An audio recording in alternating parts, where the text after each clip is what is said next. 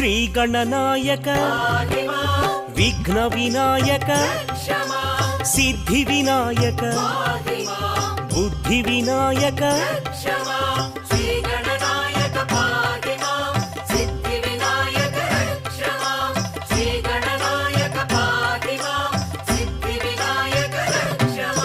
మూషిక వాహన మోదక హస్త పార్వతి తనయ పాప విమోచన